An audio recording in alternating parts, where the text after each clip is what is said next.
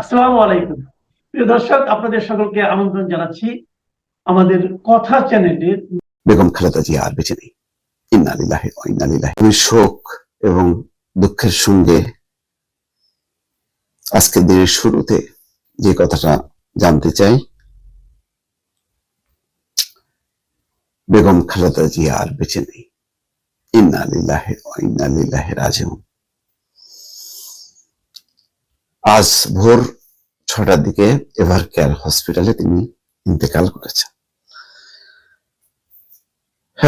শেষ সময় তিনি যখন মারা যান, তারেক রহমান সহ তার পরিবারের সদস্যরা ছিলেন।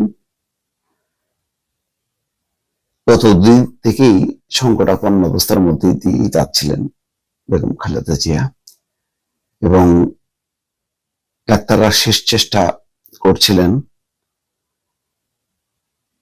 দুদিনই বলা হয়েছে অত্যন্ত সংকটাপন্ন অবস্থার মধ্যে আছেন। গতকালকে গভীর রাতেও সেই কথা বলা হয়েছে। 1 মাসেরও বেশি সময় ধরে তিনি এভার কেয়ার হসপিটালে আছেন, কিন্তু তার শারীরিক অবস্থার তেমন কোনো উন্নতি নেই। মাঝে মধ্যে একটু উন্নত হচ্ছে, আবার পরবর্তী অবনতির দিকে যাচ্ছে। এই অবস্থায় চলছিল। এই সংকটাপন্ন অবস্থার মধ্যেই একেবারে শেষ প্রান্তেই তারেক রহমান দেশে ফেরেন, এবং তিনি প্রথমে এভার কেয়ার হসপিটালে না যেয়ে জনতাকে বলেছেন কেন তিনি আগে এসছেন। কারণ বেগম খালেদা জিয়া ভালোবাসতেন, মানুষের কাছেই প্রথমে গেছেন তারেক রহমান। তারপর মায়ের কাছে এসছেন, তারপরে নানা ব্যস্ততার মাঝেও প্রতি রাতে রাতে তিনি গেছেন।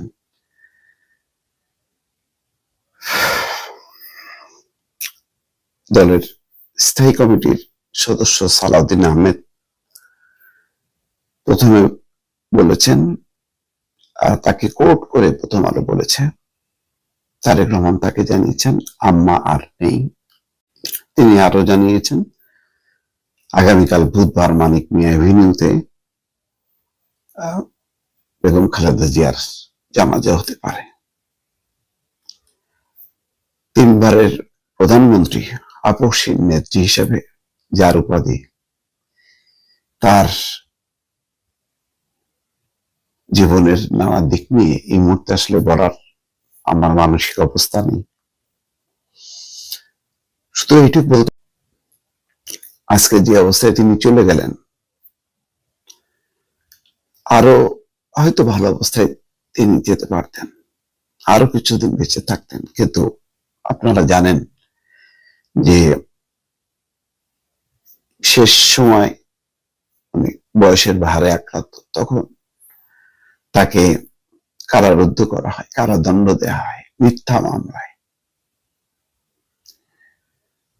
তিনি অসুস্থ হন, তারপর বিপদ বুঝতে পেরে শেখ হাসিনা সরকার তাকে বাসায় গৃহবন্দী করেন, কিন্তু বিদেশে চিকিৎসার জন্য তার পরিবারের পক্ষ থেকে, দলের পক্ষ থেকে দফায় দফায় আবেদন নিবেদন জানানো হয়েছে।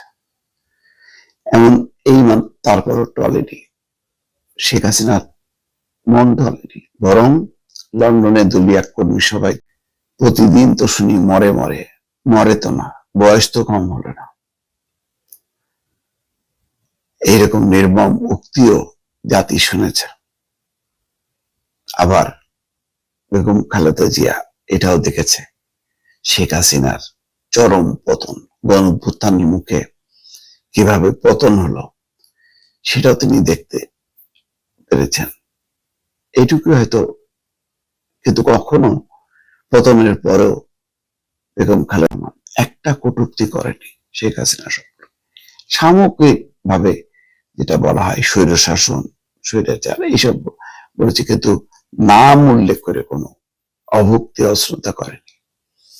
পার্থক্য এখানে বিএনপি, আওয়ামী লীগ বা বেগম জিয়া পরিবারের সঙ্গে শেখ হাসিনা পরিবারের পার্থক্য এটাই। আল্লাহর কাছে আসলে এই মুহূর্তে দোয়া করা ছাড়া আমাদের আর কিছুই বলা। তবে তিনি মানুষের মন জয় করেছেন, সকল মানুষের, 20 কোটি মানুষের তিনি দোয়া পাবেন, এ ব্যাপারে কোনো ভুল নেই। এবং বেগম খালেদা জিয়ার বাংলাদেশের রাজনীতিতে একটা উজ্জ্বল অধ্যায় হিসাবে থেকে যাক।